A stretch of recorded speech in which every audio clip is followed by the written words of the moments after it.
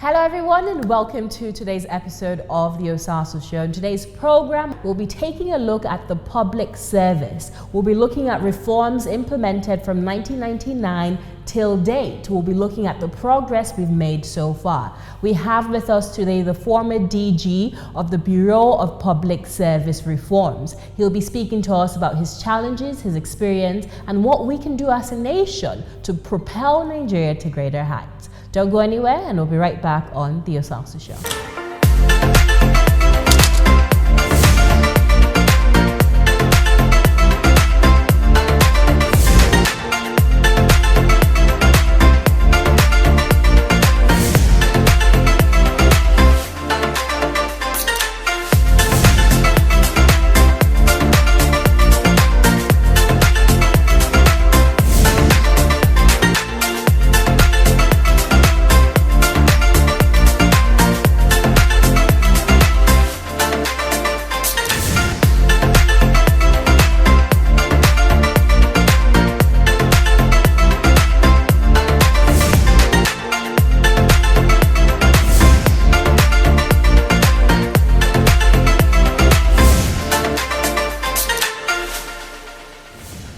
Welcome back to the Osasu Show. Joining me now is Dr. Joe Abba, the former DG of Bureau of Public Service Reforms and now Country Director of DAI. Thank you so much for joining me on today's program. Good afternoon. It's a pleasure.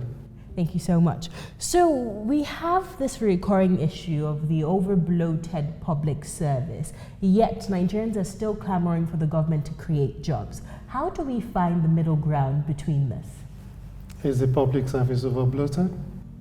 Nigerians believe it to be so. They believe it to be so because it's one of these popular myths that everyone spouts. And if you say something is overbloated, it has to be comparable to something else. Our public service at federal, state, and local government level is 5 million people in total, as an estimate. The UK is 5.7 million. The UK is only 60 million people. We are 180 million. The issue is that the UK public service produces 6 times our GDP. So you need to say it's bloated compared to productivity or compared to something else. You can't just pluck absolute numbers out of the air and say, it is therefore bloated. We actually don't have enough doctors. We don't have enough policemen. We don't have enough firefighters, we don't have enough nurses. There are very many people we don't have enough of.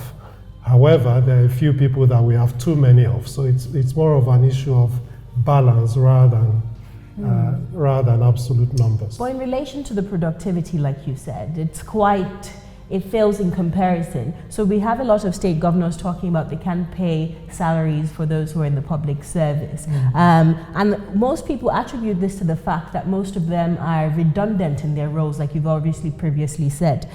So how do we scale down that redundancy, number one? And number two, how do we spark productivity within the public service?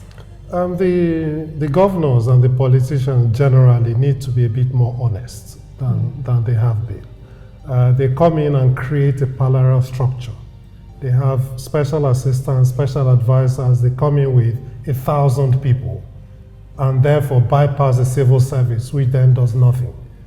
And so if they were honest and they wanted to invest in the civil service, they will get the civil service to work. They will get the civil service to deliver. What happens is because the civil service is not able to answer back, they're not allowed to talk, they get the blame for every single thing that is done. But the day the politicians want the public service to work in this country, it will work. But the capacity is there, the ability is there. That was my next question. Do they have the capacity? The capacity is there, and what will tell you that the capacity is there is because in their private lives outside the service, they're doing wonderful things. You go to your churches, go to your mosques, go to your communities. The leaders are people in the public service. So what is it that makes them useless immediately they enter the secretariat on a Monday? It's because nobody gives them any work to do. Nobody trusts them to do any work. Nobody invests in them. Nobody pays them a living wage that will enable them to do that work. So I'm not defending lack of productivity. I'm trying to explain what leads to it. In cases where people have been given the responsibility, they have delivered, they have performed. I ran an agency that I wasn't allowed to recruit. I had to make do with core civil servants, and I got them to at least fulfill their mandate just by trusting them with the opportunity, holding them to account, investing in them, encouraging them, giving them authority, delegating authority to them. And many of them have continued to do so even after I left. So I think if the politicians start to believe in the service, start to invest in it, start to hold them accountable for that investment, people will rise to the occasion and perform. But it's much easier to flood the place with special advisors, special assistants from everywhere because they believe, oh, I'm only here for 4 years, I'm only here for 8 years, I don't have that time to invest in people. And then when they leave, everything they came with leaves with them. So these consultants leave with all the laptops, leave with all the information that they came with. The new governor starts from scratch. The civil service is where it was 4 years, 8 years ago. That's exactly what happens. I see. What do you reckon is the role of the federal character principle on the civil service? Because you hear a lot of complaints that people who are assumed certain positions or certain levels are not necessarily competent enough to assume that position. But due to the state they come from, due to the region they come from, they are automatically placed in these positions. Well, if you have a diverse country like Nigeria, you need some sort of mechanism to ensure social cohesion. You do. And that's why even in the US, you have affirmative action. Even in the UK, you have equal opportunities. So every diverse society needs some kind of mechanism through which you can ensure social cohesion and some balance. And so there's nothing wrong with the federal character principle on its own. The problem is that the federal character principle has been abused and being used to enthrone mediocrity above competence. There is no state in this country where you cannot find competent people. There's none. The problem is that if I'm a politician or I'm a senior government official and I want to abuse the federal character principle, I'll bring everybody from my village. And then the next person will bring everybody from their village. That's what leads to this lack of competence. But as a principle itself, there's really nothing wrong with it. And the federal character principle is not against merit. What it says is if, say, Zamfara State or Ebonyi State is underrepresented, raise the level of representation from Ebonyi State or Zamfara State, but do it on merit. But and so get the best person. Currently, is it done on merit? It's not always done on merit. Like I said, it's been abused. Okay. But the principle itself says even if you have to raise representation, that representation should be done on merit. That's where people abuse it and don't use it. Thus far, would you consider it as more advantageous or more, detrimental to our system, to our public service? I think there are a few things that you should simply go for the best. I mean, it's quite clear that if you and I are having surgery, we wouldn't care where the surgeon is from. We would look for the best surgeon. If we were playing football, we would look for the best footballers, even if they're all from the same family. If they were the best, they will play for the team. But not everything is like that. There are some things that virtually anybody can do. Virtually anybody can be a civil servant, and therefore you can recruit based on representation to make sure that everybody is covered. But there are certain specialist skills that actually federal character shouldn't come into play at all. The presidential flag bearer for the People's Democratic Party, Alhaji Atiku Abubakar, claims that during his stint as vice president, he was able to propel or promote, I should say, certain public sector reforms. I know you were DG from 2013 to 2017. That was not during his time. But were there certain reforms that you met in place that you believe his administration, led by former President Olusegun Obasanjo put in place that helped you implement your job as DG? It's a continuous process. You never finish doing it. Even the most developed economies are still reforming. And so everybody makes a contribution in one way or the other to advancing improvements in the way that things work. And the period from 1999 to 2007, particularly 2003 to 2007, witnessed a lot of very important reforms. These were particularly important because, having been in military rule for quite a while, we needed to set in certain standards for doing things under a democratic setting. And that's why you had things like the Public Procurement Act, which came in 2007, which consolidated the due process regime that Dr. Obi Ezekwesili had started with President Obasanjo. You also had the monetization of fringe benefits, because before now, if you were a DG or a PEMSEC, you had a cook, you had a gardener, you had a driver, you had all sorts of people. All of that was consolidated into one salary. Many Nigerians still think that if you're DG, you get tons of allowances. There's no other allowance. Everything is in the salary. That came in 2007. There was also a tenure policy that was put in that limited the tenure of directors and permanent secretaries to not more than 8 years. There was a privatization of public enterprises, which sold off a number of assets like Nitel and a few others. That was also a very important piece of reform, because before then, Nigeria was spending 3 billion naira every year on publicly owned enterprises. So that was a major thing to save us that money. Of course, you are aware of the reforms in the telecom sector. There were reforms in the postal services, the NIPOST sector.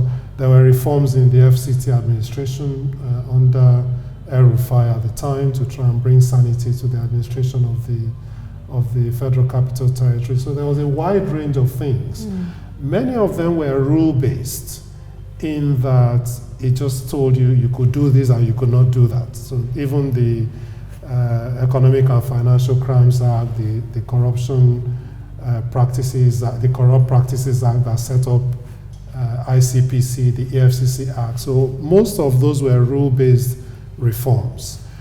The challenge with those reforms was that my grandmother in the village doesn't care about any of those things. What she cares about is, if my grandchildren go to school, would there be a teacher there to teach them? If I go to a hospital, can I see a doctor within 4 hours or within 5 hours? And so we started off with these rule-based reforms, and then under Presidents Yar'Adua and Jonathan, we started to focus on, okay, what about the things that affect the citizen? Can the citizen make payments electronically using their bank? Can we start to put in place the Treasury single account that consolidates all government money, instead of having them in tens of thousands of bank accounts everywhere? So we started to look at some of those things, and then under President Buhari, again started to focus on, okay, what is the experience of the citizen when they come in contact with government? And that's why we started to focus on things like visa on arrival at the airports, the ease of doing business reforms that makes it easier to register a business. You can now get your tax clearance completely online. There are a number of steps and processes that were cut out when you arrive in Nigeria as a citizen. So the reforms are now moving away from those rule-based ones that we started with, to the ones that start to have the citizen as the focus. So when citizen comes in contact with government, what do they experience and how can we make it better? So you can see how from 1999 to date, there's been a progression. Yes. But most citizens will argue, though, that most of these reforms are paper-based. So when you go and have these direct contact, like you say, with the government, you still experience the issues that plagued us in 1999 are still plaguing us right now. I wouldn't blame citizens when they say that, because there's actually a time lag between when things start to work and when the public starts to believe that it works. So it actually takes quite a while for people to start to say, actually, it seems as if things are gradually changing. And then, of course, most of our media is controlled from Lagos. And things tend to work last in Lagos when it comes to changes. So a lot of the reforms we did in things like passports and driver's licenses and all that, the Lagos crowd will tell you nothing is working. Everybody else will tell you, actually, I can now get my passport within 7 days without bribing anyone. I can now renew my driver's license online from the comfort of my bedroom. So, but because of the sheer numbers in Lagos, and the fact that, there is, if you like, an organized dysfunction there, and they control the media and the press, they make everybody believe that nothing is working. Well, but actually quite a few things are. You do have to agree that while this progress is laudable, there's still an intrinsic corruption in the public sector. A corruption that cannot be waived by just a sign of one reform or whatever. So how do we fight the corruption in the public sector? Because most people believe that this is at the core of our development as a nation. If Nigeria must move forward, we must deal with the issue of corruption within the public service. I agree with we must deal with the issue of corruption. I don't think it's only within the public service. I think it's also in the private sector. I think it's in all facets of society. It's even in our homes. We need to stop sorting lecturers for purposes of our children. We need to stop influencing NYSC postings. All of those things are corruption. But you're right, the issue of corruption in the public service is a very, very important one, and one that we must address if we're to move forward. My experience has been that in very many cases, we automatically blame weaknesses in processes on corruption. There are things that you can just change the process and design out the corruption. Because you will not have corruption if you don't have dysfunction. So where everything works as it should, there will be no opportunity for corruption. It's when you cannot do it online, you cannot do it remotely, you have to come and see somebody and beg somebody. That's when somebody will say, okay, I'm going to help you. And I'm going to help you means you need to give me something. So we found actually that by redesigning a number of processes, cutting out a number of steps, it has actually made it a lot more difficult for anybody to be corrupt. And the most of the successes we've recorded have been those reforms we've done using information technology that cuts out human contact. And so you can blame everything on corruption, but as a reformer, I'll then say, okay, go and solve the corruption first, and then I'll do the reforms you want. It doesn't quite work like that. It's actually by reforming the processes and the systems that you constrain the corruption and make it more difficult for how does the common man on the street tap into this process? So Mr. Chido in Garki Market, a trader, or someone in Benue State in Agatu that's worrying about the safety of his or her life or their immediate needs. How do they tap into processes like this? They don't have access to the internet, they don't have money to buy data, but yet they still need to get things done. It's a very important point, but take the issue of JAMB. If you say everybody must register for JAMB through electronic means, people will tell you, we don't have a laptop, we don't have, but by making the rule, everybody registers for JAMB electronically. Everybody does. When I was DG, I gave everybody 1 year to be computer literate or they're out.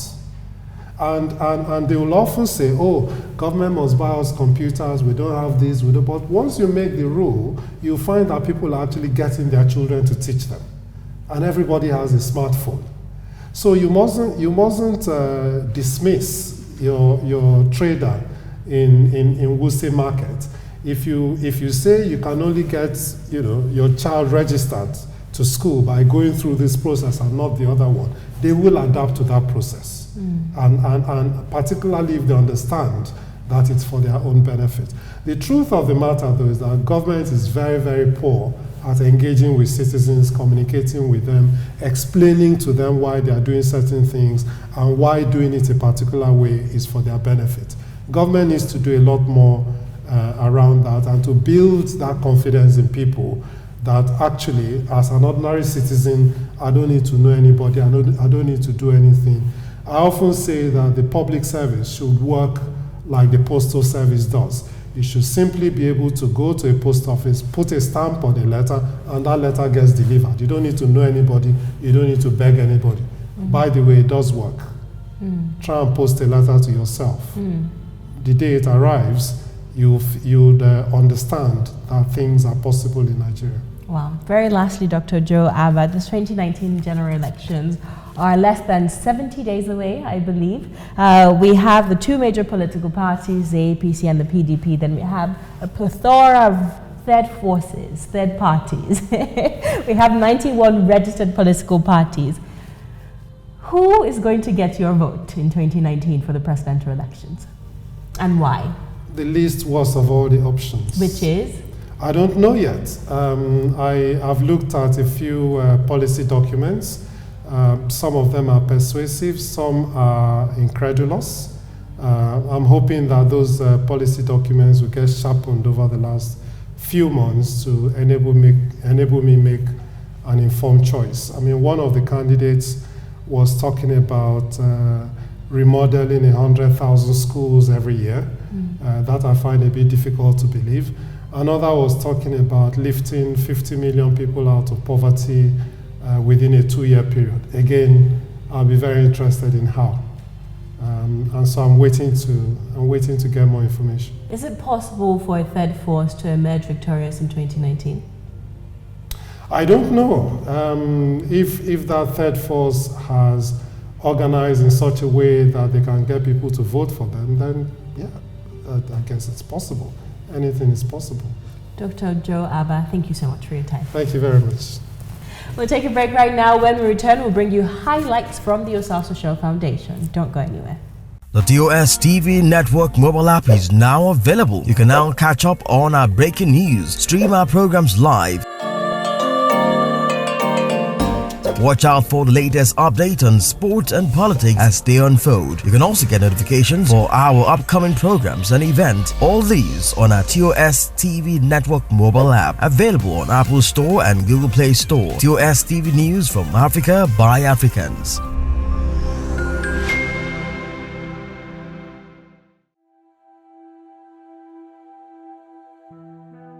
The Osasu Show Foundation is a non-governmental organization with a passion to address Africa's social endemic issues.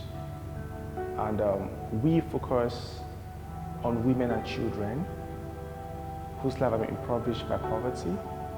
And we try to alleviate the poverty through financial education, training, mentorship, and offering of grants to small and medium-scale businesses. I am one of the beneficiaries in this program today. I benefited a lot, and I say may God Almighty bless the people in abundance in the name of Jesus. I received funds from the Osasu Show Foundation, and I'm grateful. Thank you, because it has helped my business go so far, and I've been able to actualize the things that I've always wanted to do, although not everything, but then I know that I'm moving and I'm growing, so I'm grateful. Thank you.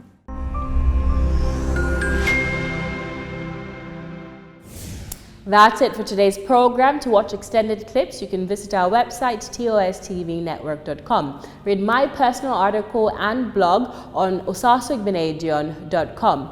You can win a free The Osasu Show Symposium magazine by calling and emailing the details on the screen. Thank you once again for making the symposium a success. I look forward to the 3rd edition next year.